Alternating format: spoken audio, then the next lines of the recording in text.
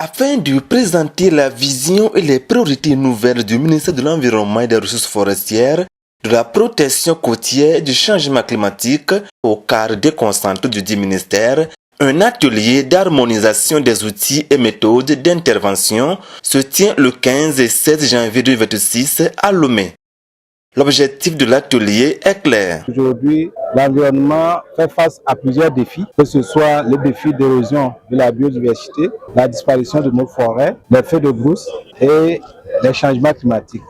Nous sommes attendus au niveau national comme au niveau international à une meilleure gestion de nos écosystèmes et de notre environnement. Des services déconcentrés composés des directeurs régionaux, des directeurs préfectoraux, des conservateurs sont des acteurs de premier plan, des acteurs de proximité avec nos communautés et avec les ressources. Donc il est important au cours de cet atelier de partager avec eux la nouvelle vision, les priorités du ministère et les outils surtout pour que le travail qui leur est attendu du terrain soit accompli avec beaucoup de performance au profit de nos communautés. Cet atelier est organisé avec l'appui du programme PALCC+, inclure, financé par l'Union européenne. L'Union européenne reste très engagée avec les Togo et tous les partenaires qui travaillent pour la protection de l'environnement et la lutte contre les changements climatiques. On sait très bien que la protection de ces ressources, c'est pas juste un enjeu national, c'est bien évidemment un enjeu qui a un impact au niveau mondial. Donc, nous avons au niveau de l'Union européenne engagé des cadres réglementaires très clairs pour des actions qui sont de protection de l'environnement au sein de nos territoires,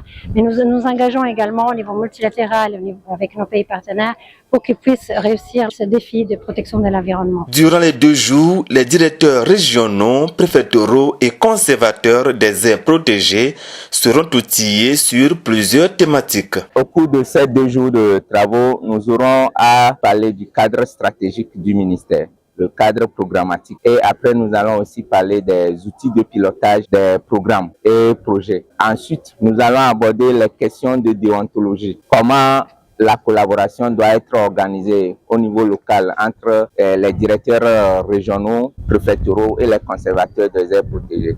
Comment ils établissent les alliances pour travailler en harmonie avec les communautés. De façon spécifique avec les conservateurs, nous aborderons quelques modules pratiques, notamment les leviers essentiels d'une gestion opérationnelle des aires protégées. Et nous aborderons comment est-ce qu'ils s'introduisent dans le milieu, quel est le cadre qui est établi pour avoir plus de résultats dans leur travail, comment piloter les chaînes de commandement en termes de surveillance et d'application de la loi dans les aires protégées. Et ensuite, nous aborderons un dernier module qui est comment identifier les priorités, les indicateurs dans la gestion des aires protégées. Le ministère de l'Environnement, avec le professeur ministre Kokoroko Doji Komlan, porte une nouvelle vision qui se décline en 3 piliers.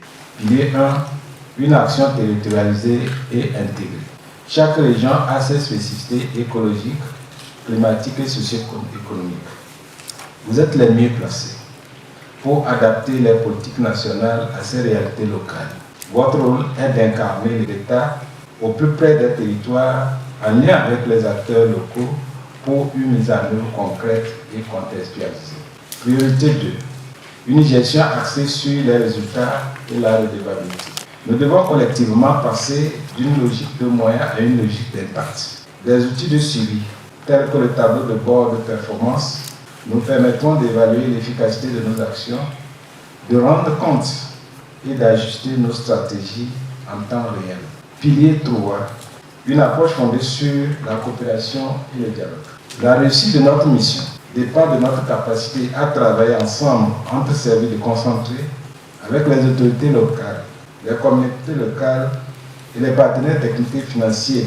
Seul un dialogue permanent et structuré permettra de construire des solutions durables et partagées.